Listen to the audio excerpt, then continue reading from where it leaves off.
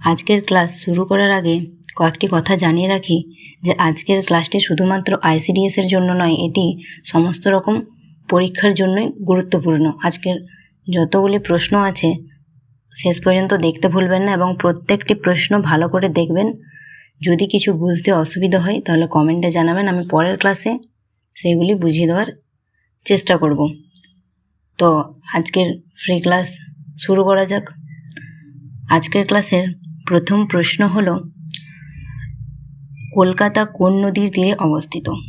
তো এই প্রশ্নের উত্তর হয়ে যাবে হুগলি। 2 নম্বর প্রশ্ন, পঞ্চায়েতের কার্যকাল যে 5 বছর তা কোন অনুচ্ছেদে বর্ণিত আছে? তো এই প্রশ্নের উত্তর হয়ে যাবে 243E।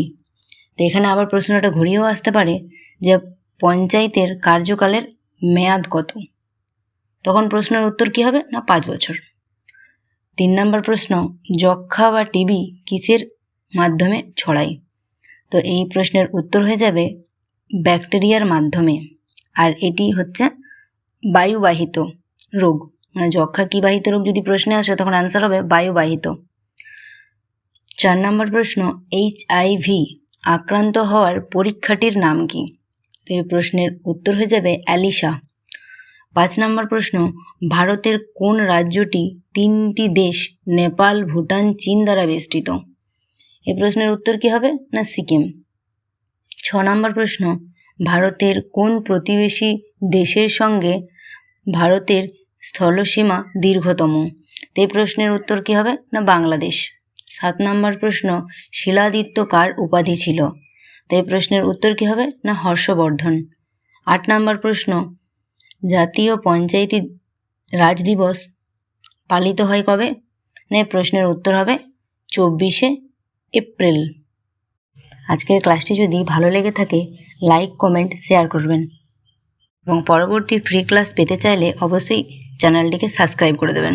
আজকের ক্লাসের 9 নম্বর প্রশ্ন হলো, 10 ডিগ্রি চ্যানেল কোন দুটি স্থানের মধ্যে অবস্থিত? তো এই প্রশ্নের উত্তর হয়ে যাবে আন্দামান ও নিকোবর।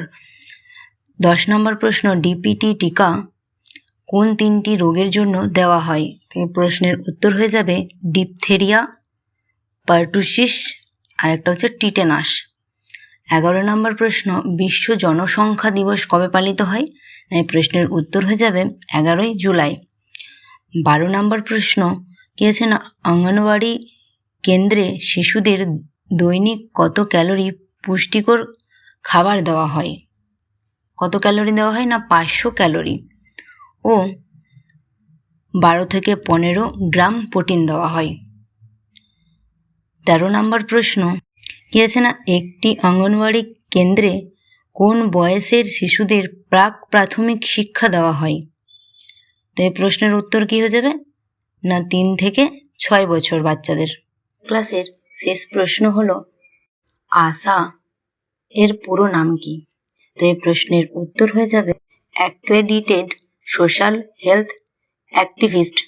আজকের ক্লাসটি তোমাদের কেমন লাগলো অবশ্যই লাইক, কমেন্ট করে জানিয়ে দেবেন এবং পরবর্তীতে কোন বিষয়ের ওপর আপনাদের ক্লাস প্রয়োজন অবশ্যই কমেন্টে জানাবেন।